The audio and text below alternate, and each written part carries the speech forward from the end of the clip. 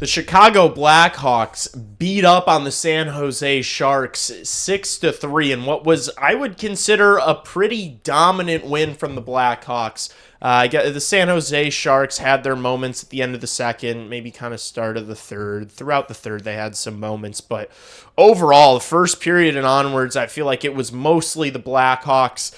I think the main storyline tonight, obviously heading in, it's Bedard, Celebrini, of course. But tonight, Ilya Mikheyev and Ryan Donato took over, Justin. They were unbelievable. Yeah, the Mikheyev-Donato connection was looking like Taze and Kane out there, man. 2 4-point games for them. Donato, I think he was wearing 2/8 on his sweater in this one. So that line was dominant, often paired against the Celebrini-Smith line as well, which makes it even more impressive. I thought every time that line was out there, they really controlled the play. Really impressed what I saw out of them. And, good to see Bedard come out in the heated rivalry matchup versus Will Mack and the Sharks. And the Hawks start to shift the narrative a little bit, right? I think, especially the last few weeks, we've seen a lot of narratives about how the Sharks are so much further ahead in their rebuild versus us, Lee. And I think today's game shows that it's not quite the case, is it, when fully healthy? I think we're right on par with them. Yeah, people like looking at the standings and saying, like, the Sharks are further along than the Blackhawks. Like, look at what the team's doing this year. They're just outside the playoff spot. They were in the wild card spot for a while. If Macklin Celebrini and Will Smith were both injured for a month, they would be in the shitter too. They would be further than the Blackhawks are, because of what I saw tonight from the San Jose Sharks is a truly bad team, and it hurts me to say it, but Macklin Celebrini is an undeniable superstar. Yeah, he is a fantastic player. He was dangerous throughout. Yes, he did force a lot of plays. Yes, he did turn the puck over, which he does do a lot. But man, that kid is so dangerous. He's great on zone entries. That was another thing I noticed from him, like the zone entries for them on the power play. It felt like he was carrying it into our zone so easily, which maybe says more about how we're protecting the blue line on the PK. But our PK is good enough, so I'm not gonna criticize the PK.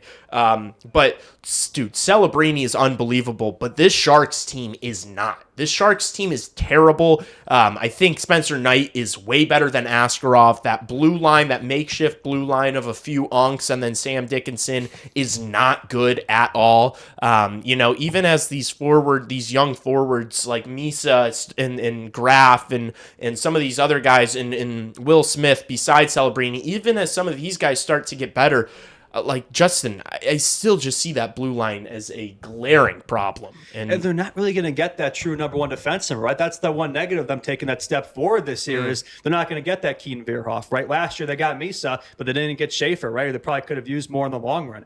Misa didn't really see much of him today. And our comparison to Misa, Frondell, hasn't even arrived yet. So I look at the Hawks and Sharks, and they may have a little more firepower on offense compared to us right now. I'll give them credit there. But I think if you look at the defense and in net, I think we clearly have the edge in the long run right there. I think Knight clears Askarov, more like Askarov, the way he was playing tonight. Absolute ass from him. And I think the decor, we got a lot of promise back there. I think Renzel showed a lot more in this game than Sam Dickinson. Didn't really see much of Sam Dickinson for the Sharks in this game. I think Renzel, I think he's a guy that we definitely want to glaze a lot in this post game. I think since he came back up from Rockford, looked night and day compared to early on the season. So I think if Artie was in there, maybe we would have seen the same results. So I think Renzel looked fantastic. But and here's the thing. We're 3 points away from them. We're 3 points away from the Sharks. Yeah, there's 2 games in hand, but I think, we're right there with them. And, that's the thing, dude. Like, we were without Bedard for a month and Nazar for a month, and Celebrini and Smith have been healthy all year. So, I think without those two, I think it would be a very different question for sure. Yeah, Renzel gets the goal tonight. He had 3 shots on. He played over 20 minutes. He just looked decisive tonight, and in his own end, too, like not being afraid to just, like, punt when he had to. He wasn't forcing the play. If there wasn't an outlet pass there, he was just going off the wall, going high off the glass, getting it out. And that's what you want to see from him, right? Is like not feeling like he needs to make a game-breaking play every time he has the puck, especially when you're just getting it out of your own end. Sometimes the right play is to just dump, get it in deep. And so I think we've seen a lot of that from Sam Renzel. He just looks more steady, more composed, and more sure of what he wants to do with the puck when he gets it. And so, that couple months stint in Rockford, I think, definitely helped him out. And so I'm sure it'll do the same with Lardis and some of these other guys that are maybe starting in Rockford and then coming up and then going back down. It's not always linear progression. Like sometimes it's okay for these guys to go back to Rockford and spend more time down there.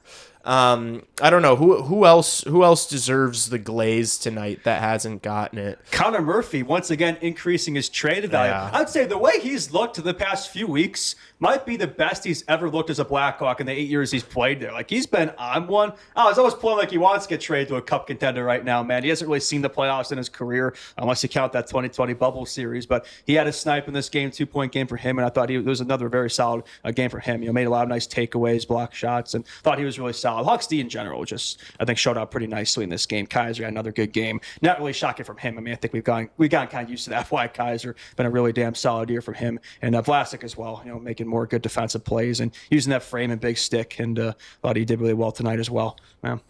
Yeah, dude. Also, I just think that how bad San Jose's D is and looked tonight. It just we're like, oh my gosh, dude, these guys are awesome back there. Yeah. No, but to your point, they did play well. That first goal, the first goal that was like Macklin behind the net, and he threw one out in front. It ended up hitting Knight's stick and going like directly to Celebrini. Of course, would have liked to see both Crevier and Vlasic be a little more potent there and get a stick on that or something. But again, if it doesn't hit Knight's stick, it's going all the way out to the neutral zone. That puck's not going to Will Smith. That was kind of a lucky bounce for them. But if we are going to do a little bit of negative talk for the Blackhawks, I think it's got to all come down on that second line, that Green, Teravainen, and Burakovsky line. Yeah. Burakovsky, the streak continues, just not solid. I mean, you win the game 6-3. Ryan Green and Andre Burakovsky were both -2, and Teravainen was a -3. So it's like that was your weak spot tonight. Even the fourth line, although they didn't play a ton, I thought they were solid when they were out there, just getting pucks in deep, playing direct, not getting too cute, being reliable. But I don't know, we killed the game off. It was nice to have a lead, and like it got a little scary there after they got it within 2 goals, but then.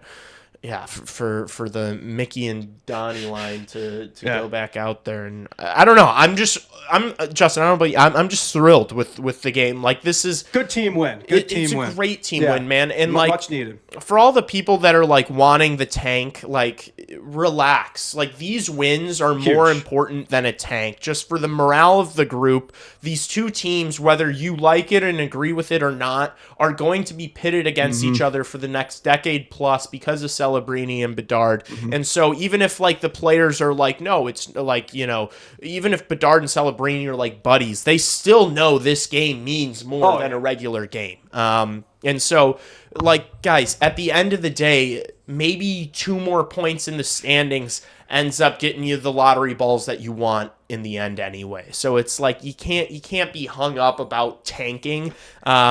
Cheer for this team to win. Root for this team to win, especially when they're playing a rival. That's the way I view it. For sure. I think you couldn't ask for a better game to kind of end that losing streak, too. Like, even when you're kind of down the dumps, you still need those morale wins every now and then. I think, a 6-3 dub versus the Sharks, a team that, like you said, we're going to be compared to for the foreseeable future here. I think it's big for the morale of this club. And I think good, especially, too, because the Olympic break's coming up here. We got one more game left against the Columbus Blue Jackets on Wednesday before we head into Olympic break. So you want to kind of end with something strong here before that break. Like, you don't want to go in the 3 months without hockey with a 7-game losing streak, right? I think this is a big win to definitely to kind of raise the spirits of this club for sure. And I think we saw it for sure.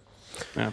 I agree. If do you have anything else? PK was good, 4 for 4. Yeah. Another perfect performance in the penalty kill. Blackhawks scored a power play goal. They did. Obviously, before this game, they went 26 straight attempts without a goal. I think that was like 10 games they didn't see a power play goal. We finally saw it in this game, courtesy of Connor Bedard. So you love to see that. Hopefully, we can get that power play back rolling. They did have 3 more power plays in this game and didn't score any of those. We don't got to talk about that. Yeah, those didn't look great and either. They were pretty they were pretty rough. The zone entries on those were a little rough, but Yeah. you got the one. You got the monkey off Yeah. your back. Whatever people kept saying in chat, like 0 for 26 or something in their past however many games. Like you needed to get one, and they did. So and they won the special teams battle, as Justin mentioned. San Jose goes 0 for 4. Chicago goes 1 for 4. That wasn't the difference because you pounded them by 3 goals. But still, good to see the PK stand strong against like San Jose. I don't know. I didn't even see what their power play was ranked, but they've got dangerous guys out there. Obviously, when you got Celebrini and Smith, like just all the time in the world in the offensive zone, they have offensive threats.